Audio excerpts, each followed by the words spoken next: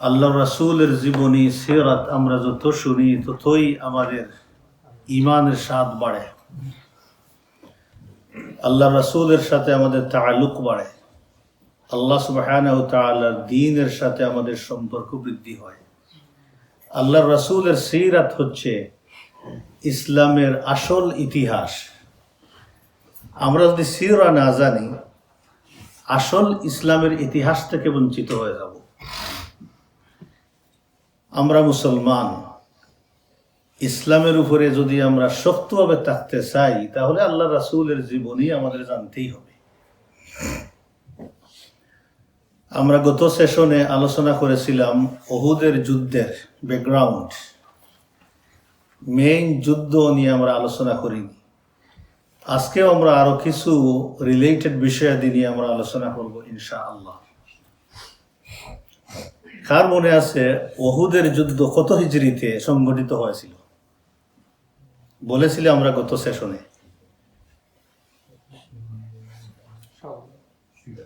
কত হিজরিতে বলেছি। হিজরি ছিল 3, মাস ছিল শাওয়াল। আল্লাহ রাসূল মদিনা থেকে বেরিয়ে এসেছিলেন শাওয়ালের কয় তারিখে? 6 তারিখ। বার ছিল কি বার? শুক্রবার। মোটামুটি এতটুকু আমাদের মনে আছে। তাহলে শাওয়ালের 6 তারিখে শুক্রবার আসরের নামাজের পরে রাসূলুল্লাহ সাল্লাল্লাহু আলাইহি ওয়াসাল্লাম উহুদের উদ্দেশ্যে রওনা দিয়েছেন। রাসূলুল্লাহ সাল্লাল্লাহু আলাইহি ওয়াসাল্লাম আসরের নামাজ পড়তেন মিসলে আউয়ালে। 2 মিছিল আছে, একটা হচ্ছে মিসলে আউয়াল আর একটা হচ্ছে মিসলে সানি। হানাফি যারা হানাফি ফিকহ ফলো করেন তারা মিসলে সানি 2 নম্বর মিছিলে গিয়ে আসরের নামাজ পড়েন। বাদ বাকি অন্যান্য মাযহাবের লোকজন মিসলে আউয়ালে পড়েন, অর্থাৎ জোহরের নামাজের পরে বেশি সময় যায় না, আসরের নামাজ হয়ে যায়।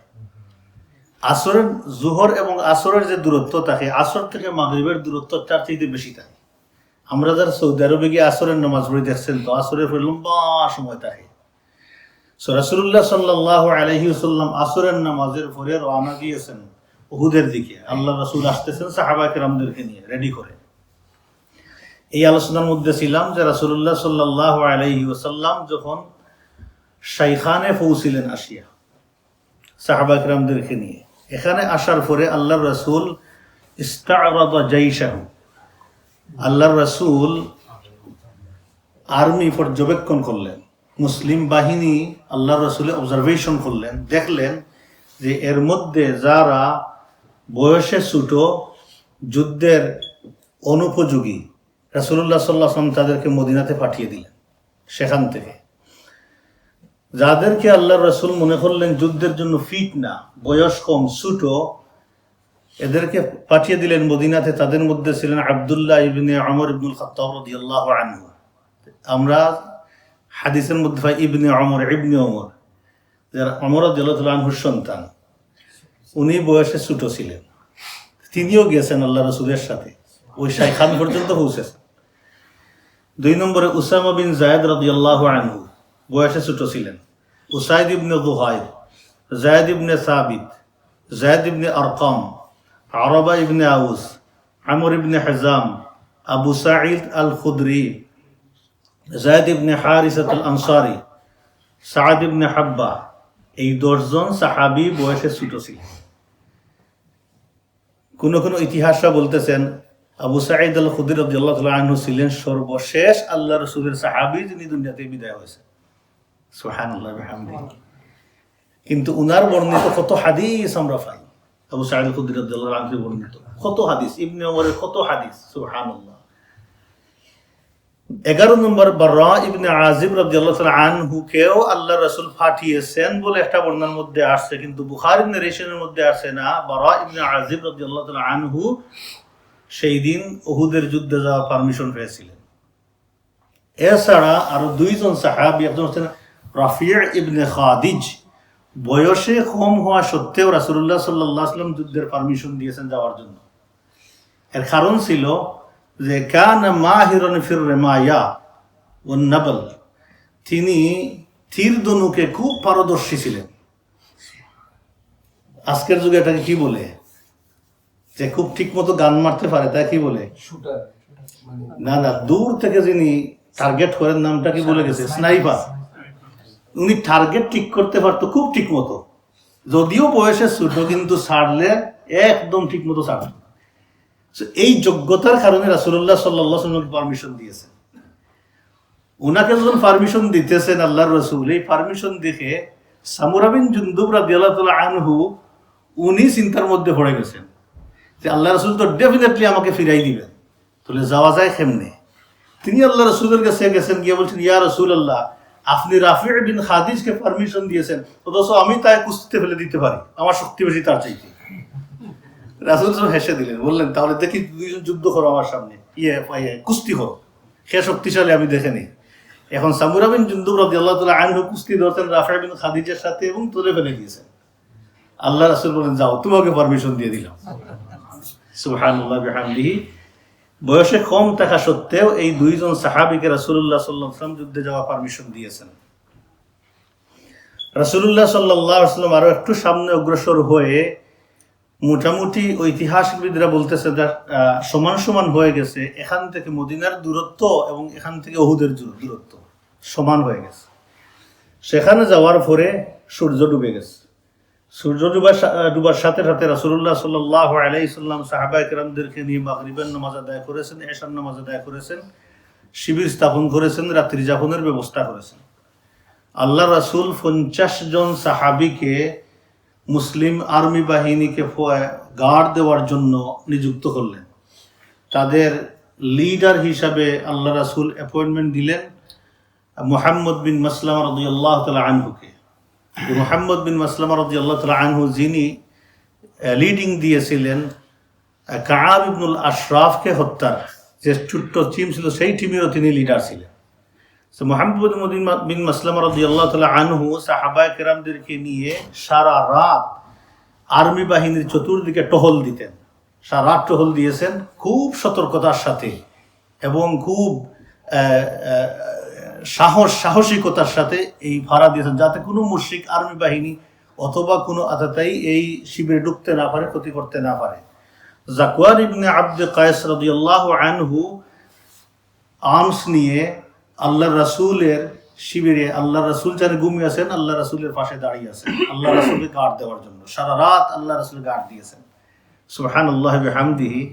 এই সাহাবীগুলোর মর্যাদাটা একটু দেখেন, সাইয়্যিদুল মুরসালিন রাহমাতুল লিল আলামিন ঘুমিয়ে আছেন, আর ওই ব্যক্তিকে আল্লাহ সুবহানাহু ওয়া তাআলা দুনিয়াতে পাঠিয়েছেন যে যা আমার নবী গার্ড দেবো। এই চক্ষুটা সারা রাত ঘুমায় নাই, আল্লাহর রাসূলকে গার্ড দিয়েছে। আপনারা কি মনে করেন এই মানুষগুলো, এই চক্ষু আর এই বডিটা কি জাহান্নামের আগুনে চলবে? কখনো না। সুবহানাল্লাহি বিহামদিহি। এইগুলো ছিল তাদের ভাগ্য, সৌভাগ্য। আল্লাহ সুবহানাহু ওয়া তাআলা এই সমস্ত লোকদেরকে আল্লাহর হাবিবের পাশে এনে দিয়েছেন। সাহাবায়ে কেরামগণ সেখানে মক্কা এবং মদিনা এবং উহুদের মাঝখানে রাত্রি যাপন করলেন। ফজর হওয়ার একটু আগে, কালিলান বলা হয়েছে, এখনো ফজরের ওয়াক্ত শুরু হয় নাই, ফজরের ওয়াক্ত শুরু হওয়ার আগে আদলাজা রাসূলুল্লাহ সাল্লাল্লাহু আলাইহি ওয়াসাল্লাম সাহাবায়ে কেরামদেরকে উঠিয়ে আবার রওনা দিলেন উহুদের দিকে। ইযা কানা বিশ-শাওত সাল্লাল ফজর, শাওত এরিয়াতে যাওয়ার পরে ফজরের ওয়াক্ত হয়ে গেল। রাসূলুল্লাহ সাল্লাল্লাহু আলাইহি ওয়াসাল্লাম সাহাবায়ে কেরামদেরকে নিয়ে ফজরের নামাজ আদায় করলেন।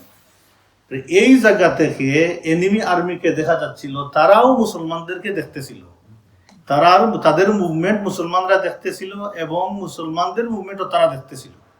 এই জায়গাতে যাওয়ার পরে মুনাফিক আব্দুল্লাহ বিন উবাই এবং তার সঙ্গী সাথীদের প্রতারণা, তারা কিভাবে প্রতারণা করলো দেখেন। এখানে যাওয়ার পরে সে এই বিতর্ক রেজ করলো মুসলিম আর্মিদের মধ্যে। সে বলল, মা নাদরি আলামু নাকতুলু আনফুসানা, যে কোন কারণে আমরা সেখানে গিয়ে মরবো, আমরা তো আসলে উদ্দেশ্যই জানি না। সে বলল যে রাসূলুল্লাহ সাল্লাল্লাহু আলাইহি সাল্লাম আমার মতামত নেন নাই, তিনি মেজরিটি আনসারীদের মতামত নিয়ে বেরিয়ে আসছেন। আমি বলেছিলাম যে মদিনাতে থাকতে, বের হয়ে না আসতে, আল্লাহ রাসূল আসলেন কেন? যেই মাত্র সে এনিমি আর্মি দেখছে তখনই সে এই বিতর্ক রেজ করেছে এবং এই বিতর্ক রেজ করার কারণে শেষ পর্যন্ত সে 300 আর্মি নিয়ে, মুসলমান আর্মি নিয়ে সে সেখান থেকে মদিনাতে চলে আসছে। তো আল্লাহর রাসূল কতজন আর্মি নিয়ে বের হয়েছিলেন? 1000। 300 নিয়ে চলে আসলে রইল কয়জন? 700। এই হচ্ছে মুনাফিকের কাজ।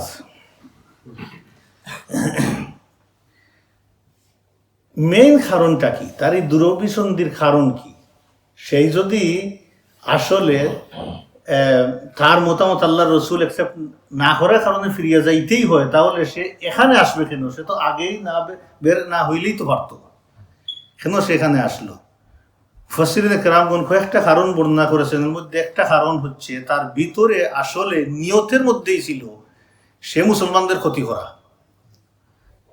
আল্লাহ সুবহানাহু ওয়া তাআলা তার আলোচনা কোরআনের বিভিন্ন আয়াতে বর্ণনা করেছেন।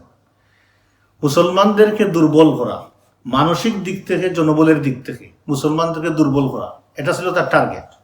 2 নম্বর, মুসলমানদের মধ্যে বিশৃঙ্খলা সৃষ্টি করা, ডিসঅর্গানাইজড করা।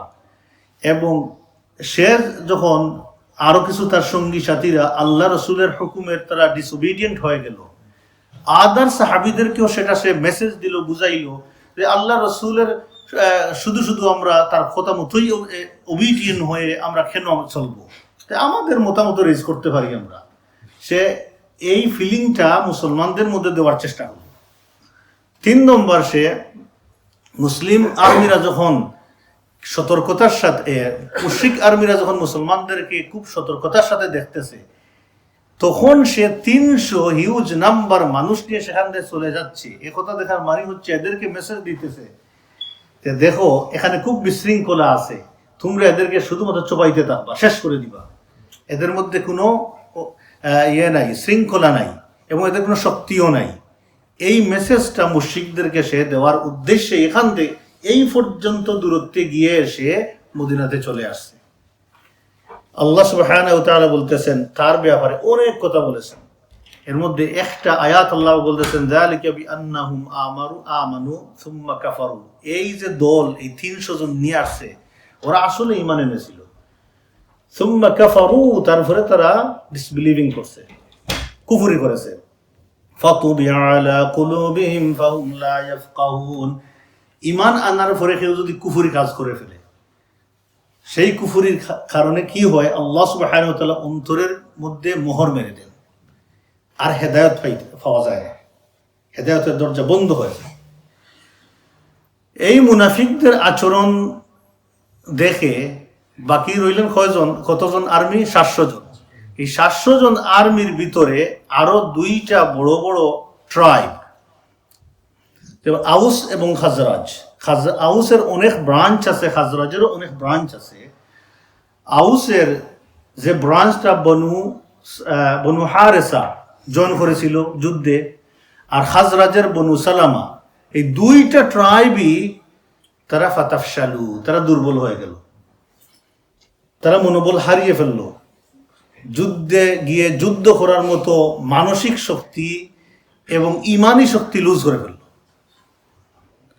আল্লাহ সুবহানাহু ওয়া তাআলা সূরা আলে ইমরানে তাদের ব্যাপারে বলতেছেন ইয হাম্মাত তাইফাতানি মিনকুম আন তাফশালা।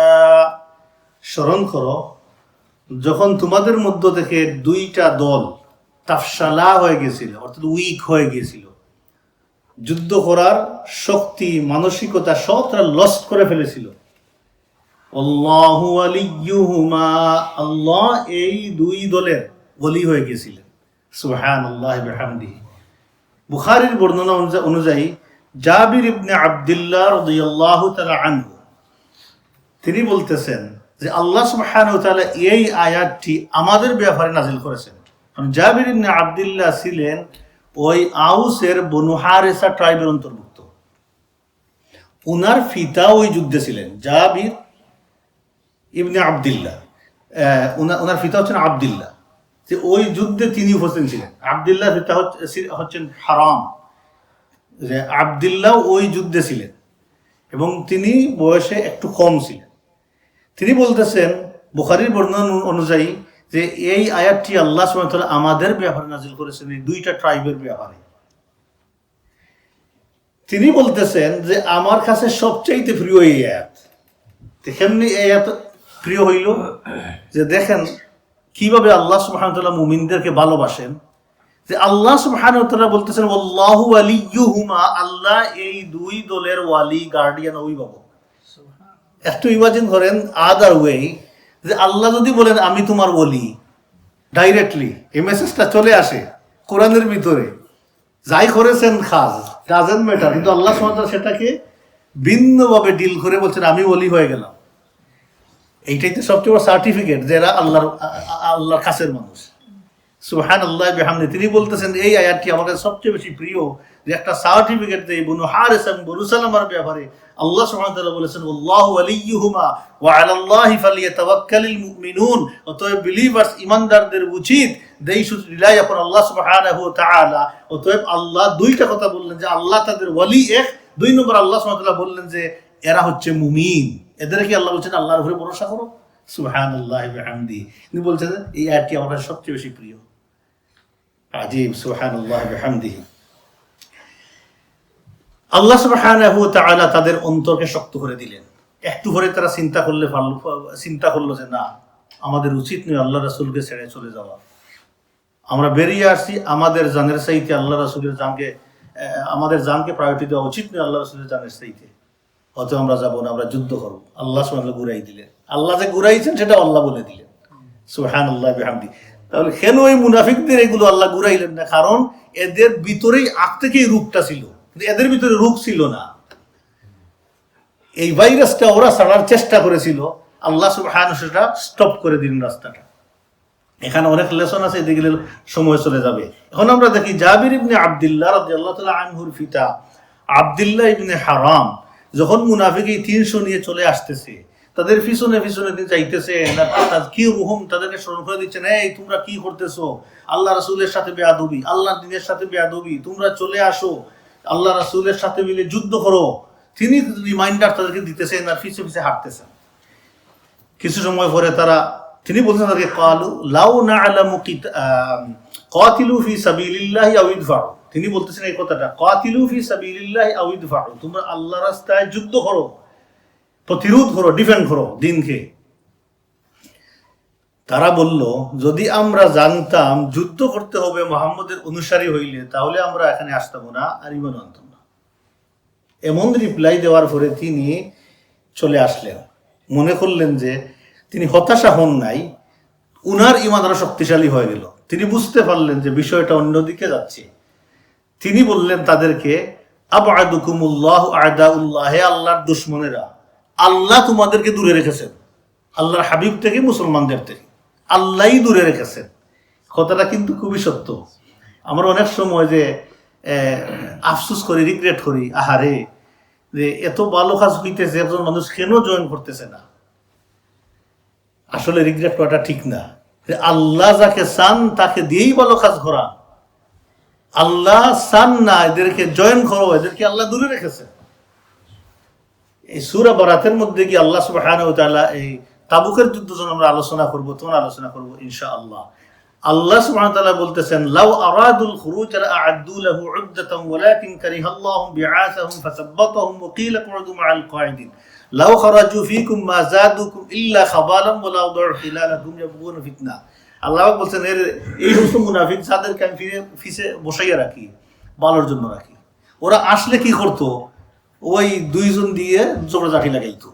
মানে এদের কাজই ছিল চুগলখড়ি করা, একজনের কথা আরেকজনের কাছে গিয়ে বলবে যুদ্ধ কেন করবো, ওতে করে কি লাভ হবে, আর সে পিছনে পিছনে থাকবে, মুসলমানদের দুর্বল করে দিবে। এজন্য আল্লাহ সুবহানাহু ওয়া তাআলা লিয়াহলিকা মান হালাকা আন বাইয়িনা ওয়া ইয়াহইয়া মান হাইয়া আন বাইয়িনা, এজন্য আল্লাহ সুবহানাহু ওয়া তাআলা যাদেরকে ভালো কাজ থেকে পিছনে রেখে দেন, আল্লাহ সুবহানাহু ওয়া তাআলা কল্যাণের জন্যই রাখেন, ইসলামের কল্যাণের জন্য, মুসলমানদের কল্যাণের জন্য রাখেন। অতএব যারা মুসলমান তাদের রিগ্রেট করা ঠিক হবে না, আল্লাহ তাআলার সাহায্য সবাই হচ্ছে গিয়ে ভালো কাজ। এখন তিনি বলতেছেন ফায়াস্তাগনিল্লাহু আনকুম, আল্লাহ সুবহানাহু ওয়া তাআলা আল্লাহর হাবিবের জন্য যথেষ্ট, তোমাদের কোনো দরকার নাই, আল্লাহই যথেষ্ট আল্লাহর হাবিবের জন্য। নাবিয়াহু ইয়াকুলুল্লাহু সুবহানাহু ওয়া তাআলা, তখন আল্লাহ সুবহানাহু ওয়া তাআলা আয়াত নাজিল করলেন।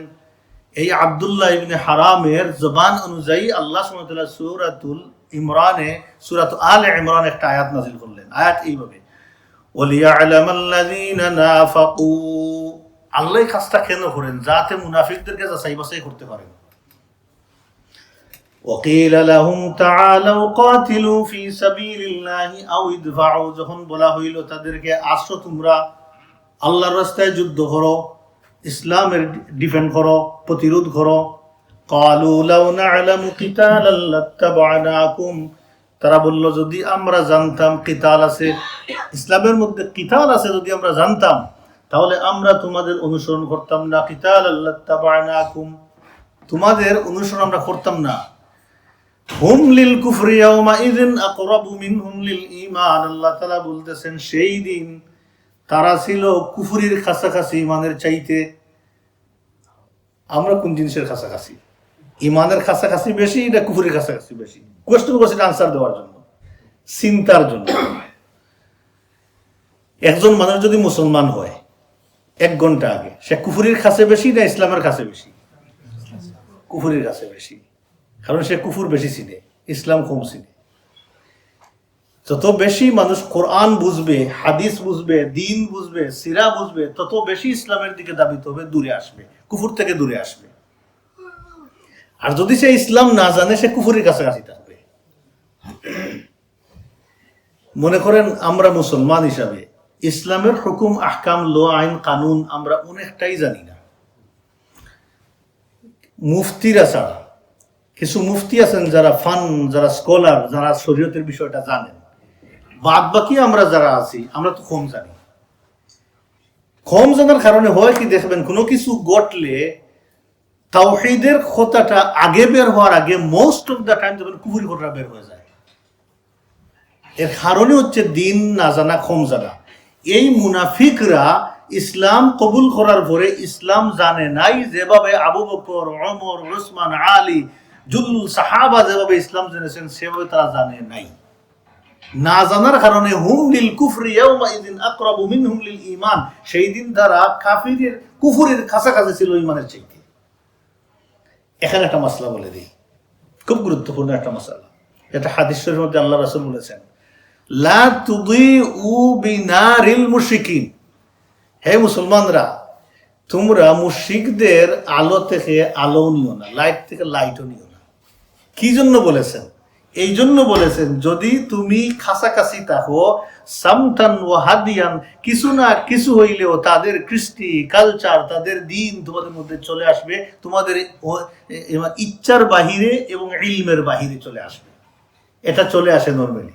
যেমন দেখেন, আমরা ছোটবেলা দেখছি কেউ মারা গেলে পিতামাতার দশা চড়াইতো। অনেক কুফুরি আছে, তার মধ্যে একটা দশা চড়াইতো।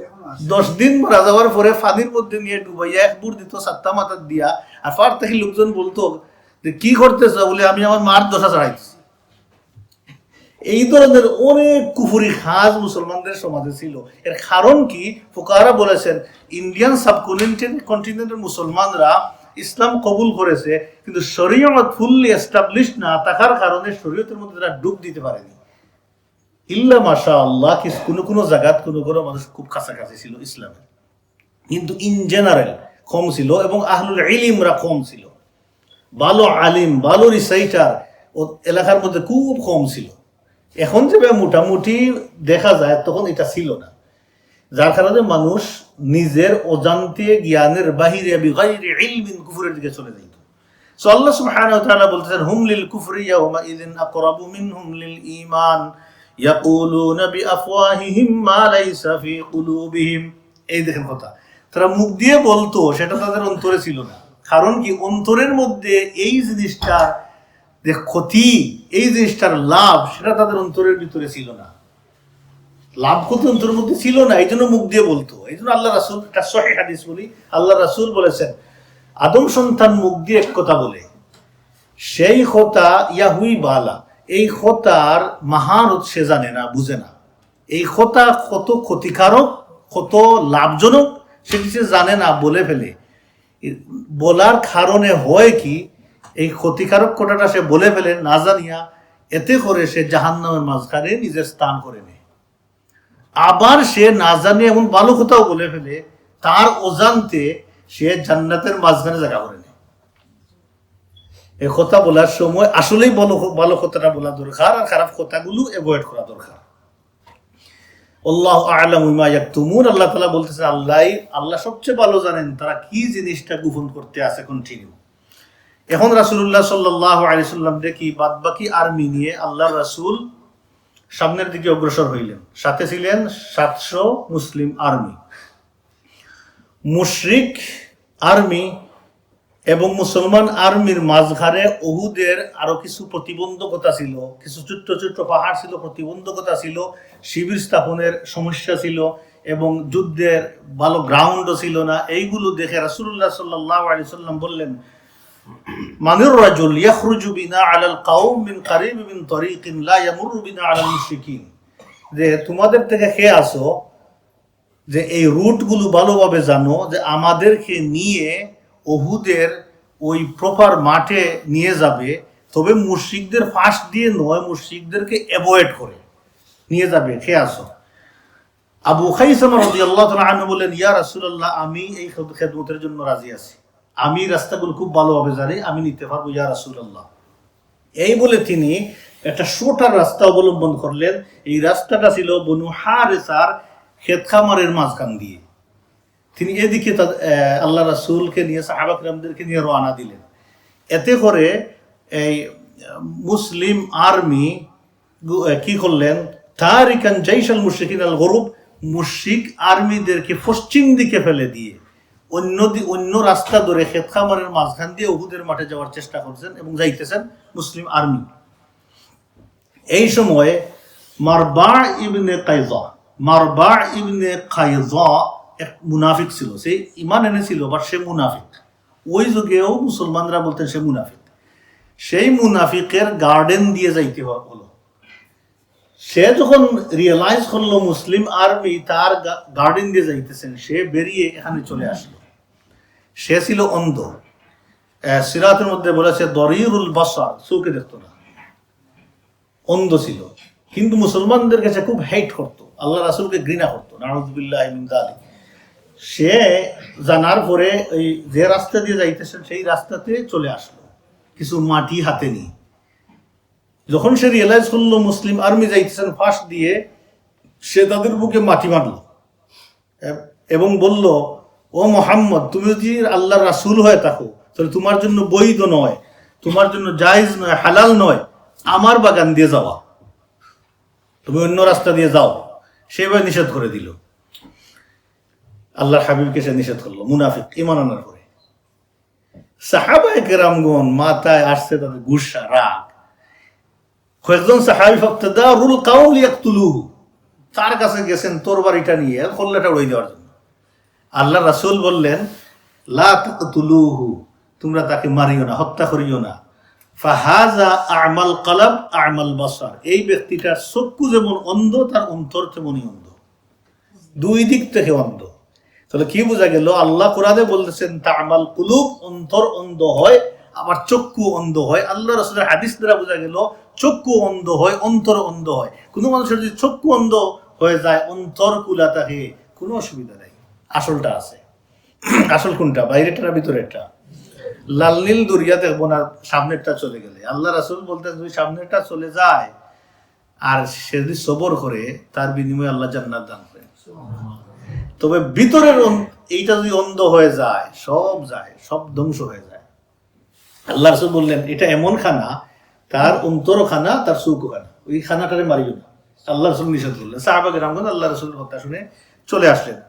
তারপর রাসূলুল্লাহ সাল্লাল্লাহু আলাইহি ওয়াসাল্লাম সামনে অগ্রসর হয়ে উপত্যকার শেষ মাথায় অবস্থিত উহুদ পাহাড়ের ঘাটিতে অবতরণ করলেন। এখান থেকে শিবির স্থাপন করলেন। এখান থেকে মদিনা ছিল সামনে, আর উহুদ পাহাড়টা ছিল পিছনে। উহুদের বড় বড় পাহাড় ছিল পিছনে। সেখানে গিয়ে রাসূলুল্লাহ সাল্লাল্লাহু আলাইহি ওয়াসাল্লাম শিবির স্থাপন করলেন মুসলিম আর্মিদেরকে নিয়ে। সেখানে যাওয়ার পরে রাসূলুল্লাহ সাল্লাল্লাহু আলাইহি ওয়াসাল্লাম মুসলিম আর্মি বাহিনীদেরকে প্রিপারেশন করলেন, শ্রেণীবিন্যাস করলেন, লাইন আপ করলেন যুদ্ধের জন্য। কিভাবে করলেন আমরা দেখি। রাসূলুল্লাহ সাল্লাল্লাহু আলাইহি ওয়াসাল্লাম সর্বপ্রথম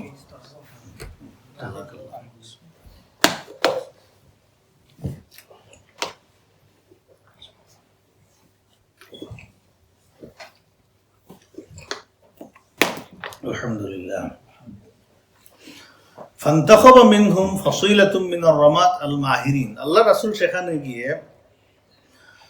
দক্ষ পারদর্শী 50 জন তীরন্দাজকে আগেই সর্বাগেই সকল কিছুর আগেই রাসূলুল্লাহ সাল্লাল্লাহু আলাইহি ওয়াসাল্লাম বের করে নিয়ে আসলেন। কয়জন তীরন্দাজ? 50 জন। হামসুনা মুকাতিলা।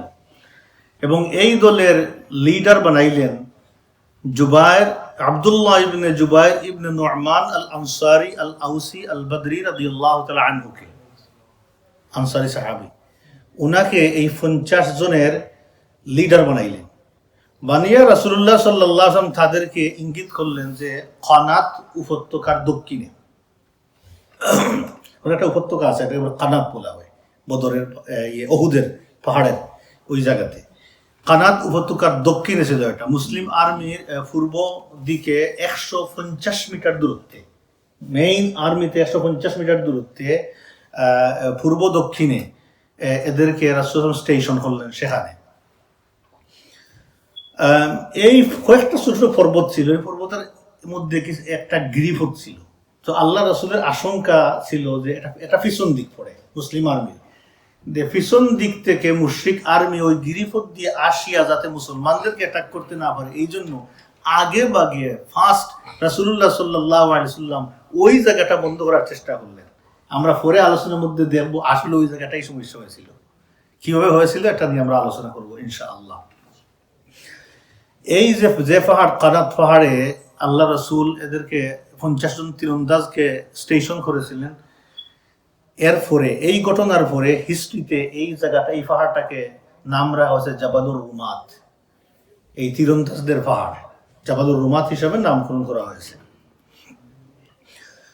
রাসূলুল্লাহ সাল্লাল্লাহু আলাইহি ওয়াসাল্লাম তার অধিনায়ক জুবায়ের, আব্দুল্লাহ ইবনে জুবায়ের রাদিয়াল্লাহু তাআলা আনহুকে রাসূলুল্লাহ সাল্লাল্লাহু আলাইহি ওয়াসাল্লাম নসিহত দিলেন যে নাদহাল খাইলু আন্নান নাবল, যে তোমাদের তীর দ্বারা অশ্বারোহীদেরকে তোমরা তাড়িয়ে দিবা, তোমাদের ডিউটি।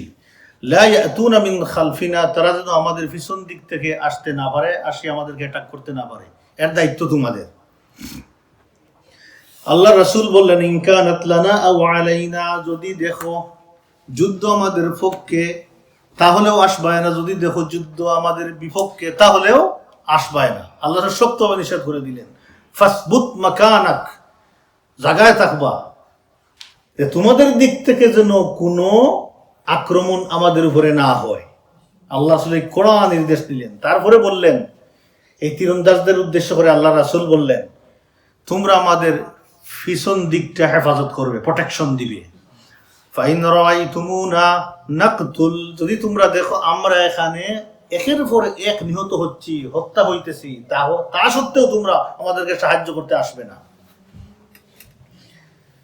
আল্লাহ রাসূল বললেন যদি তোমরা দেখো রাআইতুমুনা কাদ গানামনা ফালা তুশরিকুনা, আমরা মুশরিকদেরকে ডিফিট দিয়ে গনিমত কুড়াইতেছি, তা সত্ত্বেও তোমরা আমাদের সাথে শরীক হবে না। একটা একটা করে আল্লাহ রাসূল সবগুলো বলে দিচ্ছেন।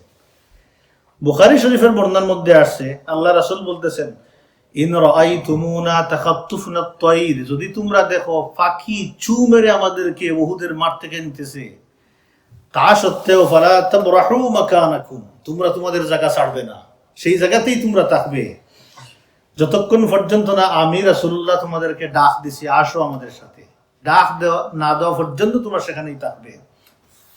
ওয়াইন রাআইতুমুনা হাজামনাল কওম ওয়াতাহুম, আর যদি তোমরা দেখো আমরা মুশরিকদেরকে ডিফিট দিয়ে দিছি, তারকে পদদলিত করে ফেলছি, তা সত্ত্বেও তোমরা তোমাদের জায়গা ছাড়বে না। রাসূলুল্লাহ সাল্লাল্লাহু আলাইহি ওয়াসাল্লাম এইভাবে মুসলিম আর্মি তীরন্দাজদেরকে আল্লাহ রাসূল নসিহত দিলেন, নির্দেশ দিলেন সেখানে পাঠিয়ে। রাসূলুল্লাহ সাল্লাল্লাহু আলাইহি ওয়াসাল্লাম এই কঠোর নির্দেশ দিলেন যাতে পিছন দিকে আক্রমণ না হয়, এই জন্য যাতে ইয়াতাসাল্লালুনা মিন ওয়ারাইহা ইলা সুফুফিল মুশরিকিন, ওই মুশরিক আর্মি যুদ্ধ করতে সামনের দিকে লাইন বেঁধে যুদ্ধ করতেছে, তখন হঠাৎ করে পিছন দিক থেকে যেন অ্যাটাক না হয়, এই ফিটটা বাঁচানোর জন্য আল্লাহ রাসূল সর্বপ্রথমে সিদ্ধান্ত নিলেন এবং আল্লাহ রাসূলের আশঙ্কা যেটা ছিল ওইটাই শেষ পর্যন্ত ঘটে গেল। যাই হোক, এখন দেখি আর বাদ বাকি আর্মি বাহিনী সেট আপ কিভাবে করলেন রাসূলুল্লাহ সাল্লাল্লাহু আলাইহি ওয়াসাল্লাম। আল্লাহ রাসূল ডান দিকে রাখলেন মুনজির ইবনে আমর রাদিয়াল্লাহু তাআলা আনহুকে। ওনাকে দায়িত্ব দিলেন ডান দিকের প্রোটেকশনে। বাম দিকের দায়িত্ব দিলেন জুবায়ের ইবনুল আওয়াম রাদিয়াল্লাহু তাআলা আনহুকে। বাম দিকের প্রোটেকশন দিলেন ওনাকে, এবং উনাকে বললেন স্পেশালি তোমার দায়িত্ব হচ্ছে খালেদ ইবনুল ওয়ালিদের মোকাবিলা করা। সে হচ্ছে মুশরিক আর্মি বাহিনীর, অশ্বারোহী বাহিনীর লিডার, তার মোকাবিলা করবা। এটা স্পেশাল অর্ডার দিলেন বাম দিকে দায়িত্ব দিয়ে জুবায়ের ইবনুল আওয়াম রাদিয়াল্লাহু তাআলা আনহুকে। আর তার উনার সহযোগী বানাইলেন মিকদাদ ইবনুল আসওয়াদ রাদিয়াল্লাহু তাআলা আনহুকে। এই ডান দিক বাম দিক তীরন্দাজ তিনটা গেল। তারপর সামনের সারিগুলোতে রাসূলুল্লাহ সাল্লাল্লাহু আলাইহি সাল্লাম শুজআনিল মুসলিমিন আল মাশহুরিন, খুব আরবের মধ্যে প্রসিদ্ধ খ্যাতনামা সাহসী কিছু যোদ্ধাদেরকে রাসূল রাখলেন। কারণ তারা জানতো উসাইদ ইবনে হুদাইর, তারপরে হামজা রাদিয়াল্লাহু তাআলা আনহু, আনসারীদের মধ্য থেকে, মুহাজিরদের মধ্য থেকে এই সমস্ত যোদ্ধারা তখন আরবের লোকজন জানতো যে এরা ভয়ঙ্কর যোদ্ধা। কারণ মদিনার আউস এবং খাজরাজ তো এমনিই যুদ্ধবিদ্যায় পারদর্শী, তারা এমনিই যুদ্ধ করত। এখন এই দুইটা ট্রাইবের বড় বড় যোদ্ধারা সবাই মুসলমান এবং সবাই আল্লাহ রাসূলের প্রোটেকশনে, ইসলামের প্রোটেকশনে। এই সমস্ত সাহাবীদেরকে আল্লাহ সামনে রাখলেন যাতে সাথে সাথে ক্রাশ করে দিতে পারে।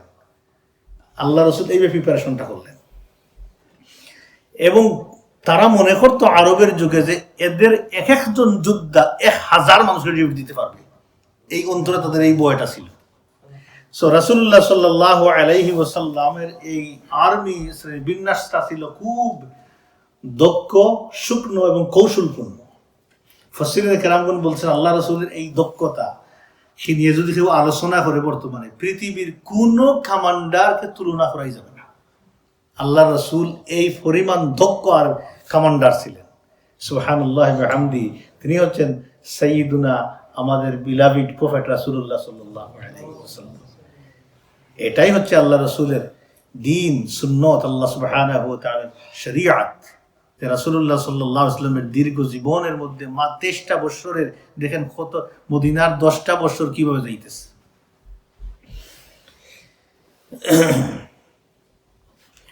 রাসূলুল্লাহ সাল্লাল্লাহু আলাইহি ওয়াসাল্লাম কিভাবে শ্রেষ্ঠ, সর্বশ্রেষ্ঠ দক্ষ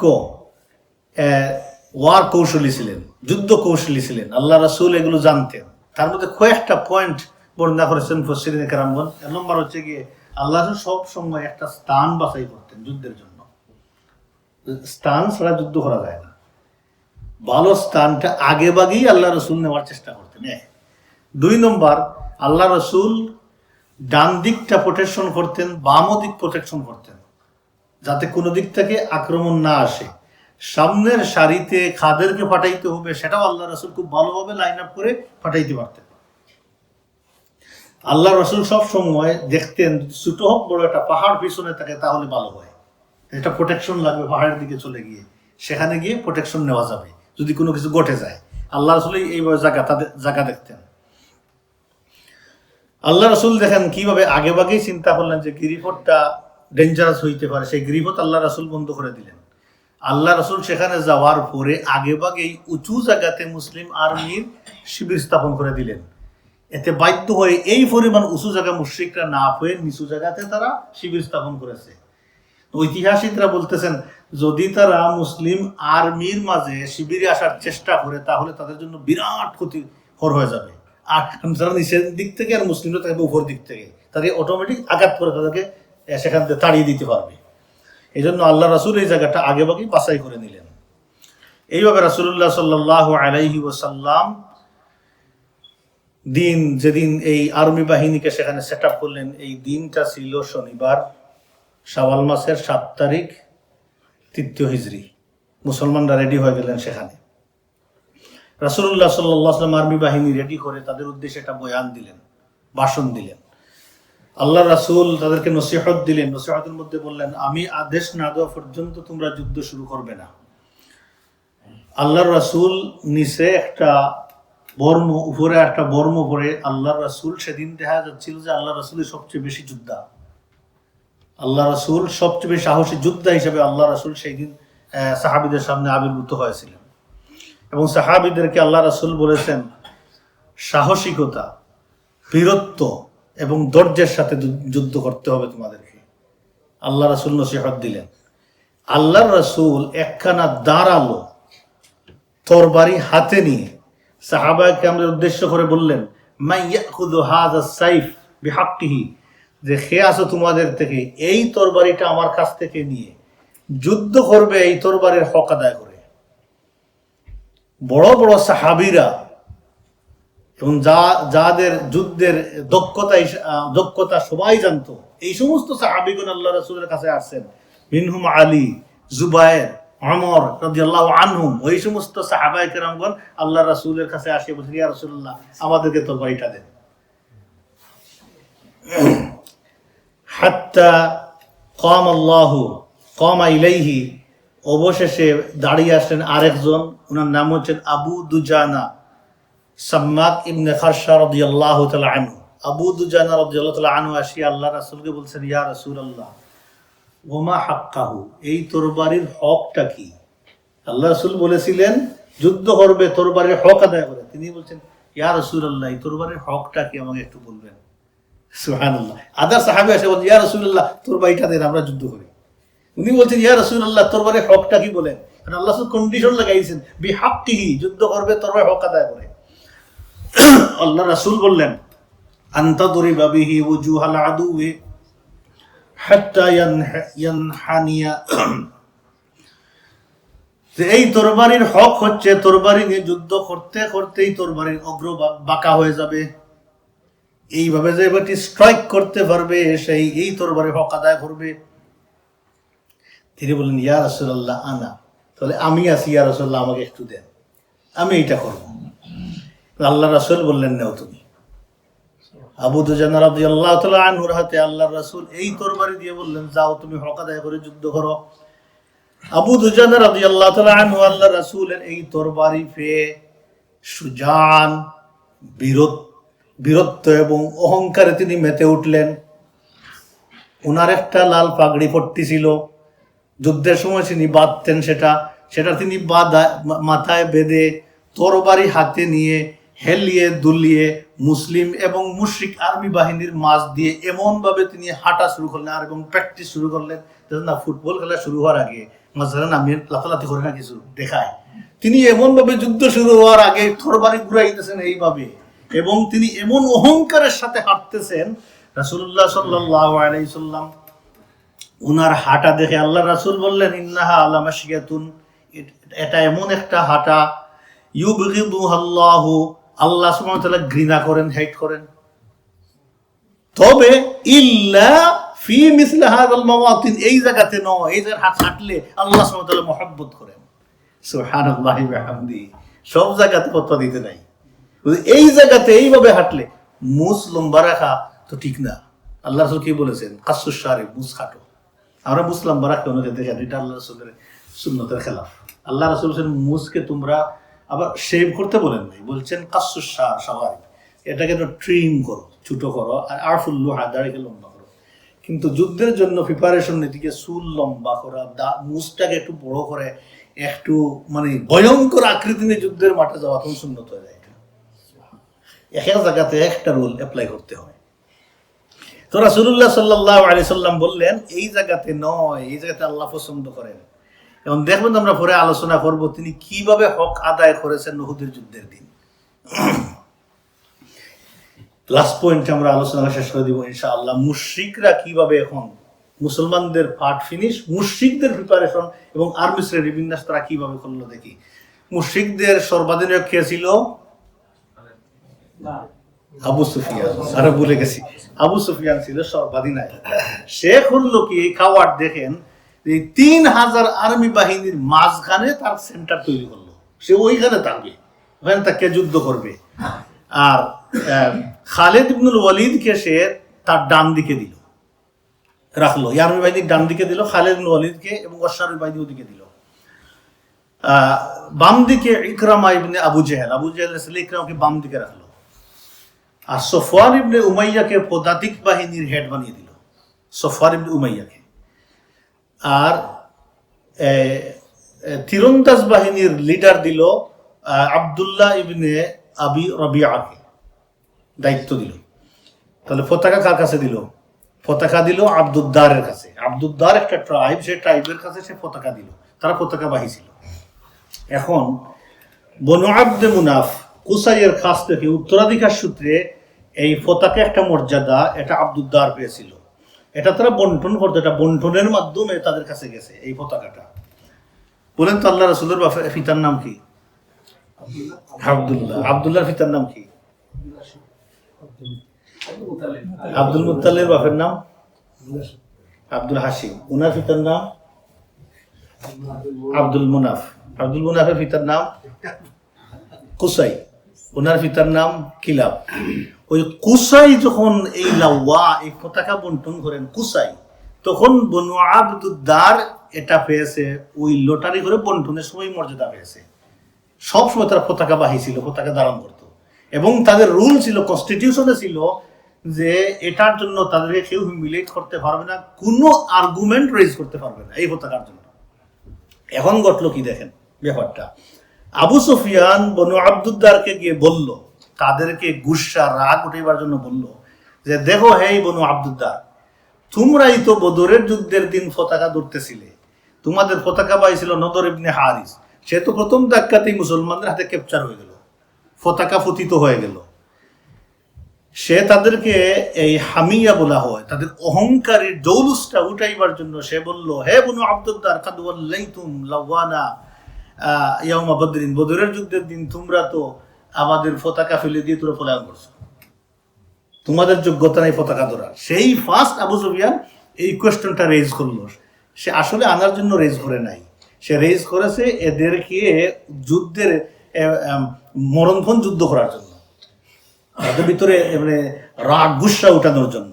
সে বলল দেখো, প্রকৃতপক্ষে যুদ্ধের পতাকাই হচ্ছে যুদ্ধের প্রাণ।